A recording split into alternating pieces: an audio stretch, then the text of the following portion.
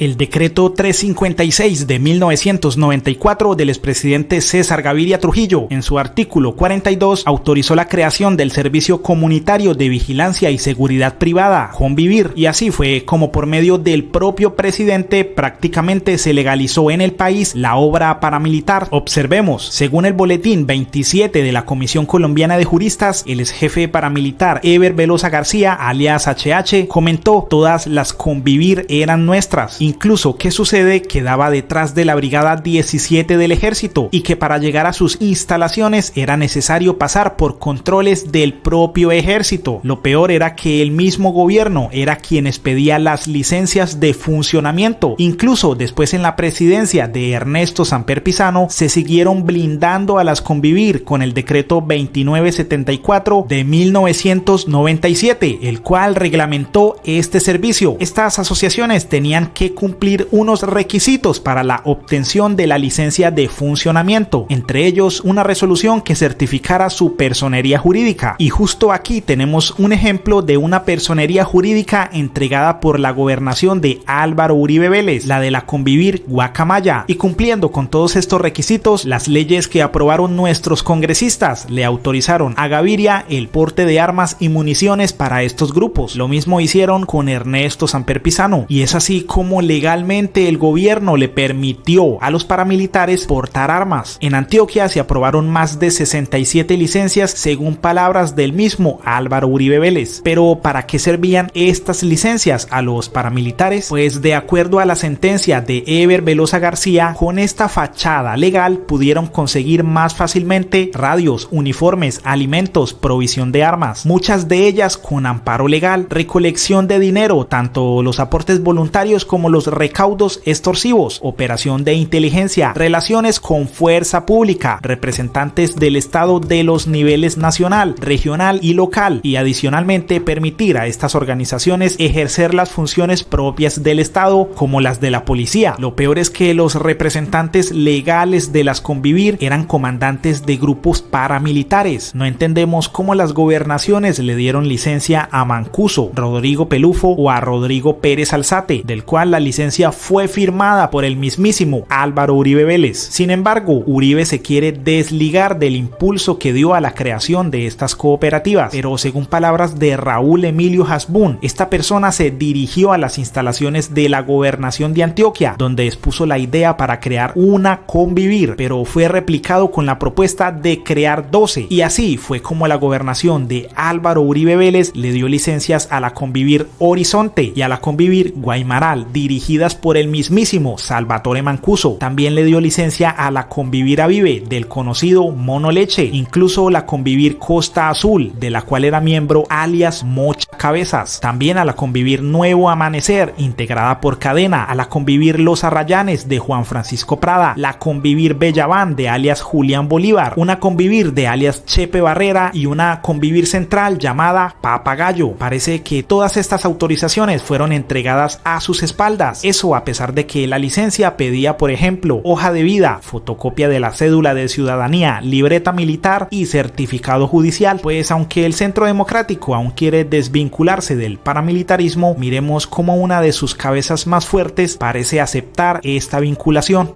Tuve un intenso debate con la senadora Paloma Valencia sobre lo que ha representado el paramilitarismo. Para mí, el Clan del Golfo no tiene estatus político.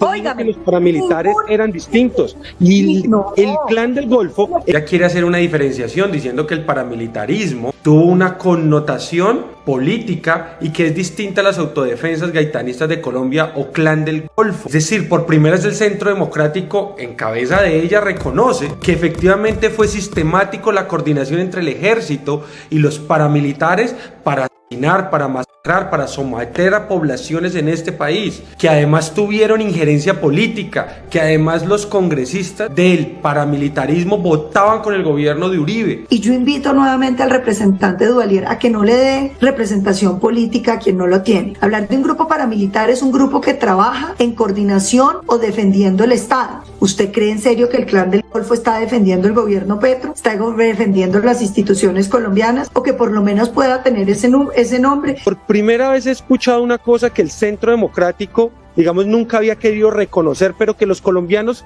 de fondo lo sabíamos, y era el reconocimiento y el estatus político que le daban a un grupo mercenario como es el paramilitarismo en Colombia. Y le acaba en este programa, yo no lo había visto nunca, de intentar darle ese estatus político incluso de aliado de las fuerzas militares, que es lo que se ha conocido en la JEP. Aquí acaba de decir que el Clan del Golfo no es como los paramilitares, que estos sí eran un grupo que se coordinaba con el ejército para contrarrestar a las FARC. El daño, las masacres, la intimidación a la población, como... Todo lo contrario, representante, yo lo invito a que no sea, no me descontextualice, no. Eran muy diferentes los paramilitares al Clan del Golfo. Que no le dé estatus político a quien no lo tiene. Y entonces no venga a decir que el Clan del Golfo no eran como los paramilitares, que los paramilitares... Los que le dieron estatus político fue los claramente, y eso no, representante, no me ponga a decir cosas que no son. Entonces yo digo que ver la grabación. Hablar de un grupo paramilitar es un grupo que trabaja en coordinación o defendiendo el Estado. Usted puede incomodarse, pero es exactamente lo mismo que han dicho todos los testimonios en la Jurisdicción Especial para la Paz. Pero a mí no me representan ni los paramilitares, ni el Clan del Golfo, ni nadie. Senadora, no somos los verdes los que llevamos el 30% del Congreso a paramilitares. No fuimos los que le dimos ese boquete a ese grupo armado que mató a los colombianos. Y nosotros sí. Fue entre los gobiernos de Uribe, quiero decírselo. Mire, yo se lo digo claramente, ni al presidente Uribe, ni a nadie a lo que ustedes llaman derecha, que yo no me siento derecha, nos representa el paramilitarismo. Pueden contar otra historia, la evidencia lo dice. La evidencia lo dice. Bueno, representante Duvalier y senadora Palomar, regálenos un momento porque jóvenes en este país y eligieron congresistas y esos ese es otro debate y apenas con el Muy grave decir que efectivamente el paramilitarismo tenía una participación política y que es distinta a lo que yo creo que es neoparamilitarismo, que es el Clan del Golfo, que simplemente son jefes paramilitares que estuvieron en ese proceso de paz, que limpiaron sus antecedentes judiciales y que ahora volvieron a retomar el control de municipios y de territorios desde el Golfo de Urabá hasta la costa Caribe. Es decir, hoy tenemos ese reciclaje, ese resurgimiento de ese proceso supuestamente de paz llevado por el gobierno de Uribe, retomando el control territorial en diferentes partes del país. Así les duela, el paramilitarismo en Colombia siempre actuó en coordinación con diferentes instituciones generales e incluso aliados de Álvaro Uribe Vélez en este país.